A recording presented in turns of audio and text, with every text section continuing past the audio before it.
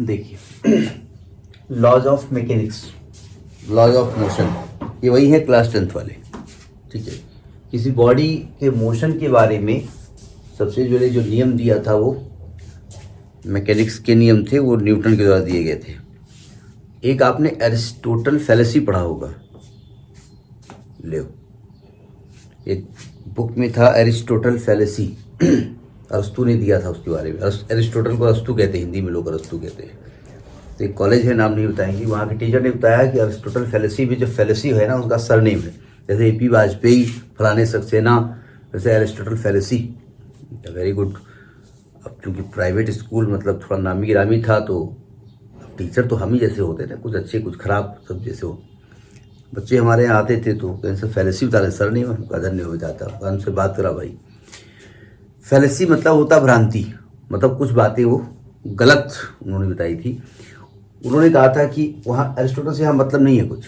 उन्होंने कहा था कि अगर कोई बॉडी चल रही है तो चलने के लिए बॉडी को फोर्स चाहिए। तो एरिस्टोटल ने कहा था नहीं, ऐसी बात नहीं है, कोई बॉडी चल रही है तो उसके लिए फोर्स नहीं चाहिए, कोई बॉडी को रोकता है उसके लिए फोर्स जरूरत पड़ती है। बॉडी चलती रहेगी, हमको अगर साइकिल चलानी तो हमको ताकत नहीं लगानी, साइकिल चल जाएगी। लेकिन साइकिल चलते हुए रोक देता कोई ना, वो फ्रिक्शन है, हवा का फ्रिक्शन है, तो फोर्स लगाना पड़ेगा। लेकिन फोर्स का कॉन्सेप्ट क्या है, क्या होता है फोर्स, उसके बारे में किसी को नहीं मालूम था। वो हमारे श्रीमान न्यूटन साहब ने बताया। तो यहाँ हल्का सा कॉन्सेप्ट बताया जाएगा। ठीक है, तो लिखो जरा था, सुन। Sir Isaac Newton, Sir Isaac Newton ने, वैसे ज़्यादा हम न्यूटन ही पढ़ते हैं, लेकिन हम थोड़ा रेस्पेक्ट करेंगे। सर भी लिखेंगे, आइजक भी लिखेंगे, ISAAC लिखा नहीं ना कभी, आइजक न्यूटन लिखा हमने, और सर तो कहा ही नहीं उनको हमने कभी।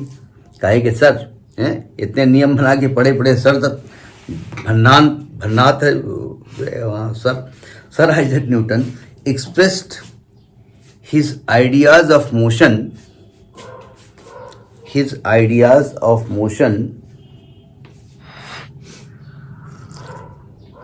in the form of three laws, sister-in-laws, brother-in-laws and father-in-laws नहीं है, 3 laws known as laws of mechanics। कम नहीं है, स्टूडेंट लिख भी सकते हैं, known as laws of mechanics। तो लिखिए फर्स्ट लॉ, बस शॉर्ट में लिखाएंगे, कोई बहुत डिटेल नहीं आएगा। जो फिजिक्स नहीं पढ़ता वो लॉज में यही लिखेगा। ऐसा है, फिजिक्स में जो पढ़ता है वो यही लिखेगा, वो हमें मालूम है। जो नहीं पढ़ता है वो लिखेगा। हाँ, जो नहीं पढ़ता वो लिखेगा। हम लोग तो ड्यूटी करते रहते ना, एग्जामिनेशन में कापियाँ चेक करते रहते ना, ऐसे लॉज लिखते हैं वो लोग कि अगर मेरा बस चले तो कॉपी चेक करते हो, हम स्टूडेंट को अपनी दैवी शक्ति से बुला लें और कान पकड़ के पढ़ो इसमें लिखा क्या है तुमने। और जब नहीं लिखता तो क्या भाई, देखिए education is not for all, education सबके लिए नहीं होती है भाई। शरीर की आवश्यकता एजुकेशन नहीं है भाई। आप सुबह उठते हो, आप खाना मत खाओ, हो सकता है, नहीं हो सकता है ना, मतलब आपको भूख लगेगी, ठीक है, खाते जाओ, लेकिन आप वॉशरूम मत जाओ, जाना पड़ेगा। ठीक है, आपको नींद लगेगी, आप बहुत दैवी शक्ति आप में है, आप जगते रहो, वो एक अलग बात है, वो दैवी शक्ति एक आदमी होती है, आपको सोना पड़ेगा। ठीक है, तो कुल मिलाकर के ये शरीर की आवश्यकता है। देख, कभी ऐसा हुआ कि किताब नहीं 2-3 दिन खोली और मार भाई नान जा रहे हैं, अरे दादा बेहोश हुआ जा रहा है, तो मम्मी ने ऐसे किताब रख दी है, ऐसा हुआ कभी? यानी ये शरीर की आवश्यकता नहीं है। क्यों नहीं है भाई? इसका मतलब भगवान ने ये सब सिस्टम, दिमाग एक सा क्यों नहीं बनाया भगवान ने? भगवान तो बना रहे थे, बना देते, वो इसलिए नहीं बनाया कि सब एक जैसा नहीं हो सकता ना। जो कॉपी होती है तो उनको पहले कान पकड़े कि आपने क्यों भाई मैथ ली थी, आप आर्ट साइड ले लेते, आप 2-4-5 क्लास पढ़ के और काम पढ़ते। तो इस सोसाइटी में भगवान ने इसलिए बनाया कि भाई इंसान को सोसाइटी में रहना है। सोसाइटी में IS से लेकर के चपरासी तक हमने बांट रखा है सब में, कि झाड़ू भी लगाना है, किसी को ये काम करना है, किसी को टीचिंग करनी है, किसी को ब्यूटी पार्लर वाला तो बाद में कॉन्सेप्ट शुरू हुआ होगा, जो ब्यूटी का कॉन्सेप्ट नहीं पहले से शुरू होगा। ठीक है, तो कुल मिला करके नियम ऐसे लिखते हैं कि क्या होता है, लॉ ऑफ इनर्शिया, ये सब लॉ ऑफ जानते हैं। लॉ ऑफ इनर्शिया क्या कहता है कि अगर जो बॉडी जैसी थी वैसी रहना चाहती है जब तक कि कोई फोर्स उसमें ना लगाया जाए। हम अगर आराम करना चाहते हैं तो हम, ऐसा थोड़ी है कि हम आराम करना चाहते हैं, तो नियम ही साइंस का है भाई हम छोटे थे, बेड में लेटे रहते थे और जो मन होता था वही बेड में करते थे। जिसको 100 भर गर्ज हो हमको उठा के हमको साफ करे, बढ़िया पोंछ पाछ करके हमको पाउडर वाउडर लगा के लेटाए, हम फिर निपट देते थे। आओ बेटा, तो हम बचपन से ऐसे थे ना। अभी तो मजबूरी में काम करना पड़ता है। पहले तो मम्मी पापा को डंडा किया करते थे, पढ़ाओ पढ़ाओ उठाओ, और बाद में ये हुआ कि काम नहीं करेंगे तो पेट कहाँ से भरेगा, तो मजबूरी हमारी है। तो लॉ ऑफ इनर्शिया लिखिए जरा थोड़ी कहानी। A body continues in its state of rest, a body continues in its state of rest or uniform motion. A body continues in its state of rest or continued motion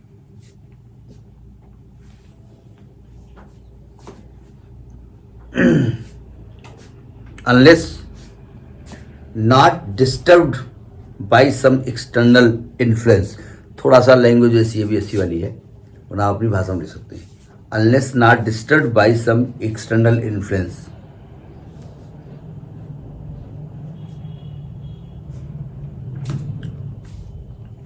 The property of the body, the property of the body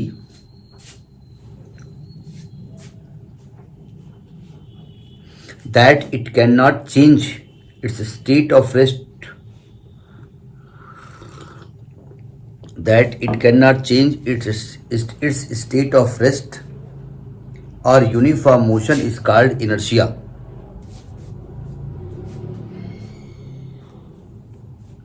यानी वो नहीं change कर सकता, वो उसकी property inertia कहलाती है। और वो इन्फ्लुएंस जो इसकी इस आदत को चेंज कर देता है उसे फोर्स कहते हैं। And the influence under which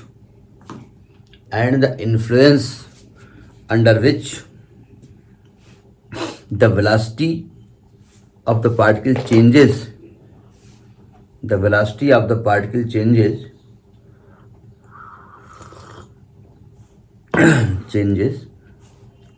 is called force.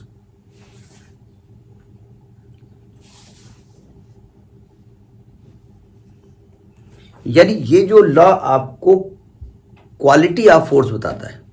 Quality मतलब कि फोर्स की क्वालिटी क्या है, फोर्स का गुण क्या है, फोर्स क्या है हमको नहीं मालूम, फोर्स की वैल्यू क्या हमको नहीं मालूम, वो सेकंड लॉ बताएगा।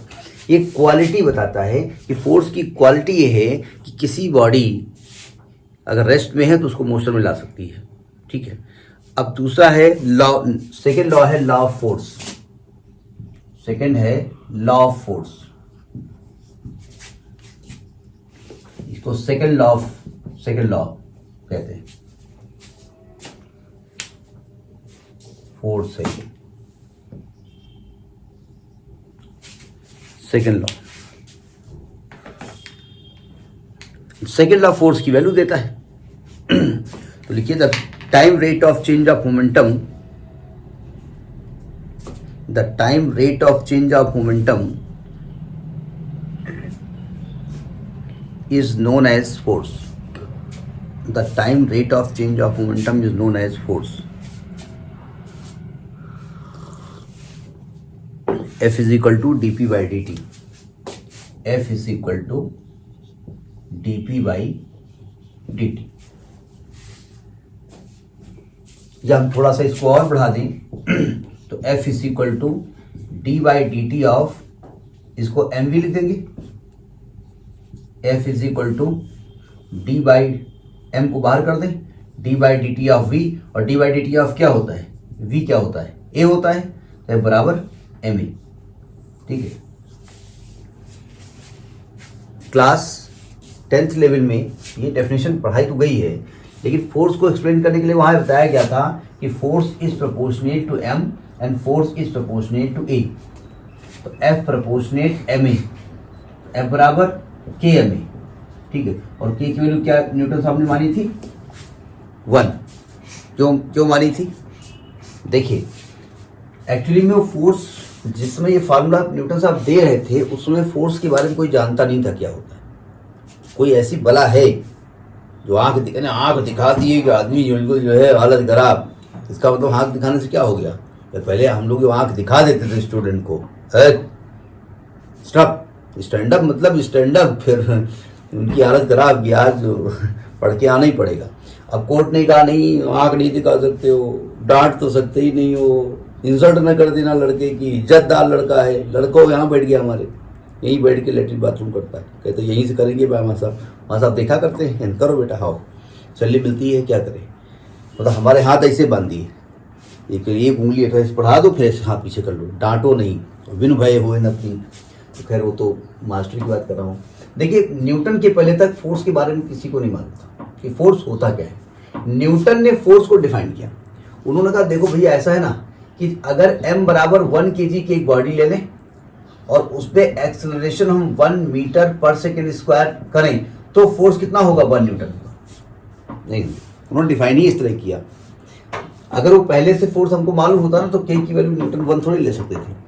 तो जब f को 1, m को 1, a को 1 लिखेंगे तो k की वैल्यू क्या आ जाएगी 1, इसलिए k की वैल्यू वहां पर 1 लिखी गई है। ठीक है, तो ये आपका, अब देखो ध्यान से, यहां पर एक चीज देखिए, if f is equal to 0 then क्या मैं कह सकता हूं ma इज इक्वल टू 0, कह सकता हूं ना। अच्छा ma इज इक्वल टू 0 मतलब m और a का मल्टीप्लाई 0 है, और दो चीज का मल्टीप्लाई 0 कब होता है, दोनों में से या तो एक कोई ना कोई 0 है, दोनों हो जाए अच्छी बात है। तो किसी बॉडी का मास तो 0 हो नहीं सकता है। ठीक है, तो इसका मतलब मैं कह सकता हूं a is equal to 0, a is equal to 0 का मतलब क्या होता है dv by dt is equal to 0, और dv by dt is equal to 0 मतलब क्या होता है v इज कांस्टेंट, कह सकता हूं ना। यहां नोट करके लिख दीजिएगा, कुछ और दिखाना चाहते हैं, लिखिए जरा।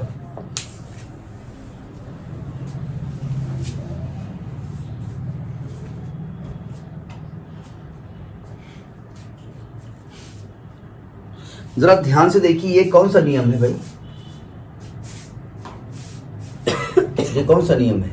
अगर किसी बॉडी पे फोर्स नहीं लगाएंगे तो उसकी वेलोसिटी कांस्टेंट रहेगी, ये पहला नियम है।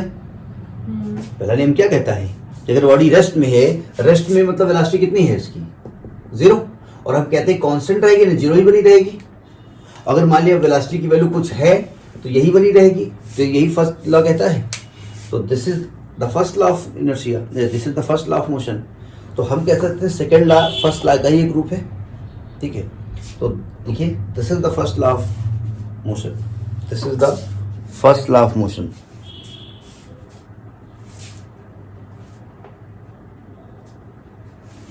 ठीक है, अब तीसरा नियम है third law of motion.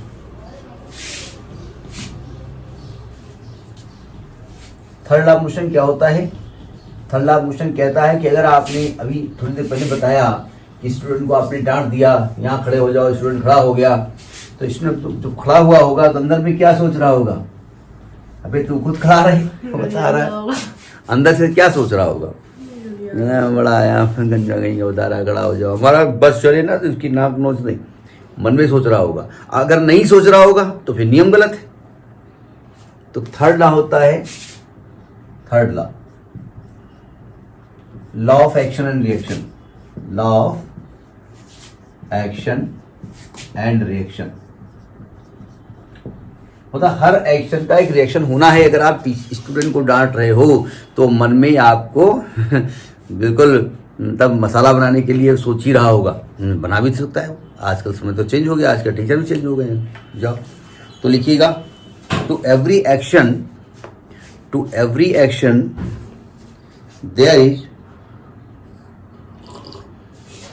there is equal and opposite reaction,